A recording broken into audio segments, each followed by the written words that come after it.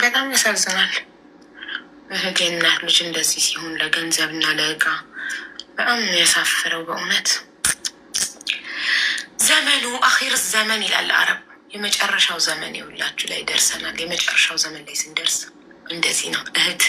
እህትና እህት የማይስማሙበት ዘመን፣ እህት ለእህቷ የማትሆንበት በህግ ትሄድባት። አዎ እኮ እኔም በህግ ሂጂ ነው ያልኳትኝ። ካልመጣች ምንም ማድረግ አንችልም፣ በህግ ትሄድባት። አሁን እሱ አካውንቷን አክቲቭ ታድርግ። ቲጂን ቮይስ አድርጌላታለሁ። ሙሉ ነሽን ዛሬ ካልመጣሽ ከዚህ በኋላ ብያለሁ። ግን ማለት ነው ኢትዮጵያ ውስጥ ገብታችሁ ብታዩ ማለት ነው መስተንግዶ እየሰሩ በመስተንግዶ ደግሞ ልጅ የሚያሳድጉ ሴቶች አሉ። መንገድ ላይ በቆሎ እየሸጡ ቀቅለው በቆሎ እየሸጡ ልጅ የሚያሳድጉ አሉ። ልጃቸውን አብረው አስቀምጠው ቆሎ እየሸጡ ሚዲያ ላይ መታችሁ እርዳታ እየጠየቃችሁ ግን ትመጻደቃላችሁ። አይበቃንም? ይሄ እንደዚህ አይነት ከመሬት ተነስተው ከዜሮ ተነስተው ልጅ የሚያሳድጉ አሉ። አንድ ሰው ስደት ላይ ሲሆን ሀገር ለመግባት መከራ፣ ሀገር በሰላም ከገባ በኋላ ማማረር። ሁሌ የምናማረር ከሆነ ሁልጊዜ የምናማረር ከሆነ መቼ ነው ፈጣሪን የምናመሰግነው? ስለ መቼ? እስቲ ምስር ላኪ ፍላወር ልካሽ ነበር ድገሚው። አልያዝኩሽም ሊይዝሽ ነበር። ሀቢባ ኮመንት ባት ልጅ ናት። ቢራቢሮ ቢራቢሮ ማናት? የት ሀገር ነው?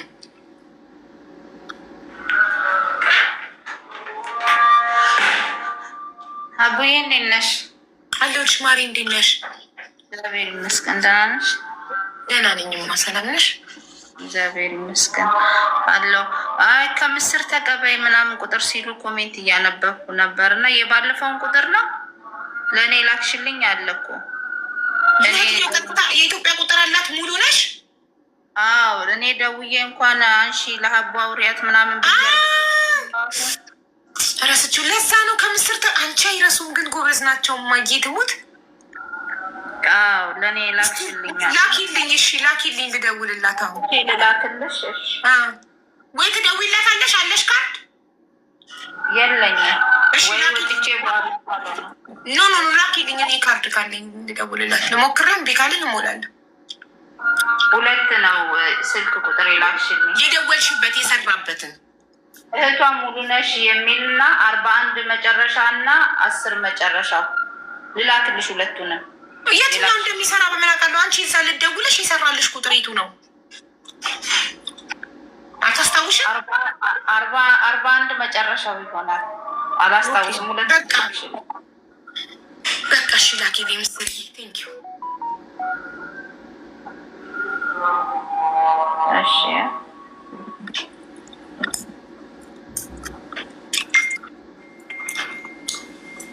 ያ ሁለቱንም ልኬልሻል።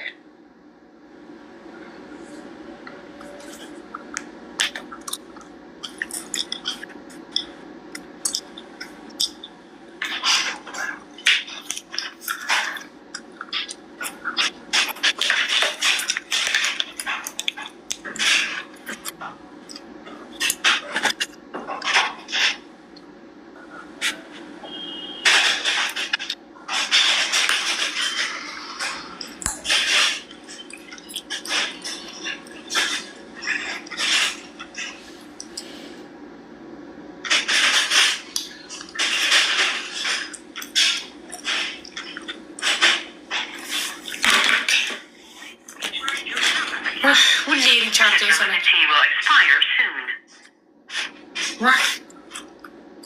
ሲም ካርድሽ በቅርቡ ኤክስፓየርድ ሊያደርግ ነው። እባክሽ ካርድ ሙ እያለችኝ ነው። አንደኛ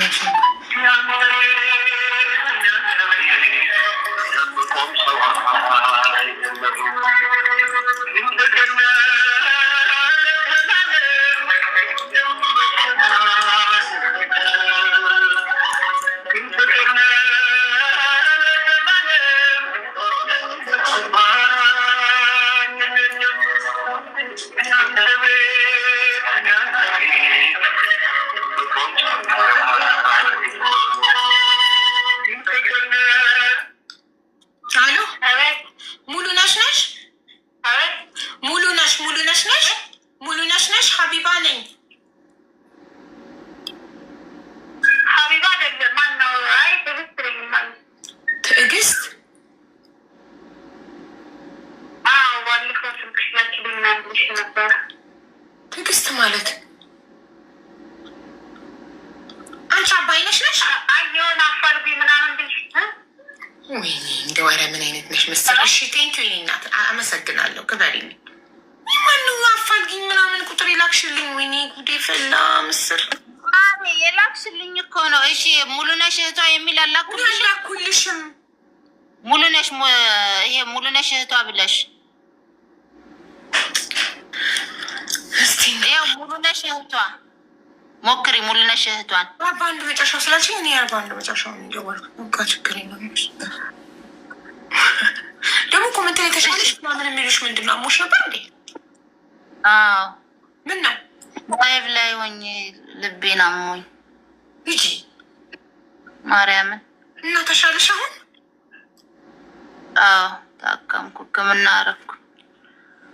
ልብ ምንድን ነው ልብ ማለት? ልብ ዝም ብሎ ከመሬት ተነስቶ ያልቃል? ያማል እንዴ?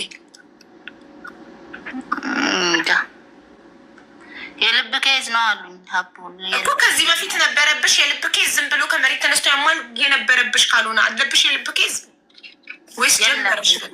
ሞኝ አያውቅም፣ ግን እንደዚህ ሙቀት ምናምን ሲሆን ትንሽ ያፈኛል። ከዛ በተረፈ የለም። እሺ ከዛ ሐኪም ቤት ሄድኩኝ። አምቡላንስ ጠሩልኝ። እነሳሪ ተራሩጣ መጥቶ ሐኪም ቤት ሄድኩኝ። ሐኪም ቤት ሲሄድ የልብ ኬዝ ነው እና ጭንቀት ቀንሺ ምናምን ተባልኩ። ከጭንቀት ምናምን ነው የሚመጣው እኮ የልብ ኬዝ ማለት። የልብ ትርታ አለ፣ ልብ ድካም አለ፣ ብዙ አይነት አለ። የትኛው ልብ ኬዝ? በቃ ለምንድነው ዶክተርሽ ነው ያለችኝ። ያየችኝ ሴትዮ ሙሉ ልቤን አይታ ሌላ ቦታ ታይ ነው ያለችው። ግን ጭንቀት ቀንሺ፣ ከጭንቀት ከምናምን ነው የሚመጣው። ለምንድን ነው የምትጨነቂው በዚህ ልክ ምናምን አለች። ግን አሁን ደህና ነኝ። ዝም ብሎ እኮ ታዲያ ዝም ብሎ ጊዜያዊ ነው እንጂ እኮ ሕክምና አልሄድሽም። ስለዚህ የልብ ሐኪም ጋር የልብ ኬዝ ከተባልሽ ሄደሽ የልብ ሐኪም ጋር ተመርምረሽ ልብሽ ምን እንደሆነ ኬዙ ማወቅ አለብሽ። እና ታዲያ ምን አይነት ጉዳይ የለሽነት እንደሚታየው ይሄ እታያለሁ ሀቡ እታያለሁ። አሁን ሰሞኑን እታያለሁ። አሁን ለጊዜው ግን እንትን ብያለሁ። ደህና ነኝ።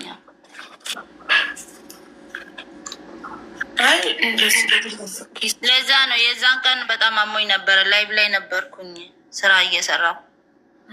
ለዛ ደንግጣ ነው እንደዚህ እንትን አትበያ ማለት እንደዚህ ግድ የለሽ አትሁኛ። ልብ ቀልድ አይደለም።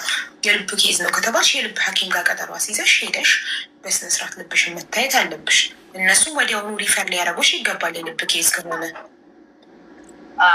አይ ብላለች እሷ። ሂጂና ታይ ዶክተሩ ይይሽ፣ ጊዜ አትስጪው። የልብ እንዴት ሪፈር አልጻፈችልሽም? ወደ ልብ ሆስፒታል የልብ ሐኪም ጋር ሪፈር እንዴት አልጻፈች? ነግራኛለች ማሬ። የመንግስት አለ እዚህ ሻርጃ የመንግስት አለ። ሰኞ ሄዳለሁ ማሬ። ዝም ብሎ እኮ አይኬድም የመንግስት ሆስፒታል። ቀጠሮ ትደውይና የእያንዳንዱ እንትን አለው። የአጥንት ከሆነ የአጥንት ጋር የምን ያለበት ሪኩዌስት ታደርጊ ትደውይና ቀጠሮ ታስይዣለሽ። ሰሓ ትደውይና ሰሓ ቀጠሮ ታስይዥና ከዛ በቀጠሮሽ ቀን ትሄጃለሽ። ቀጠሮ አስይዥ። ግን ዶክተሯ ሪፈር መጻፍ ነበረባት። እንደዚህ አይነት ከባድ ነገር ሆኖ አይሰታኛለች ማሪ። ይሄ እንትኑንም እዛ ለዶክተሩ ስጪው ለዋናው ብላ እዚህ የመረመሩኝን ወረቀቱን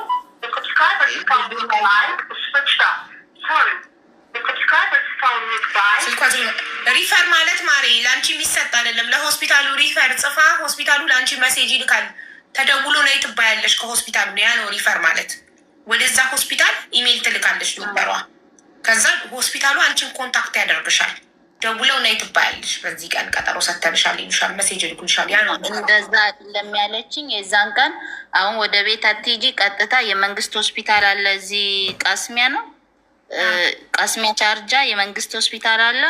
ይህንንም ወስደሽ ስጪው እዛ ሳትታይ እንትን እንዳት ያለች ግን ያን አይልም። በቃ በሰዓቱ ውስጤ ስለተጨናነቀ የሚሆን አላቅም። የዛን ሰዓት እዛ ጋር መተንፈስ አቃተኝ ላይቭ ላይ ሆኜ።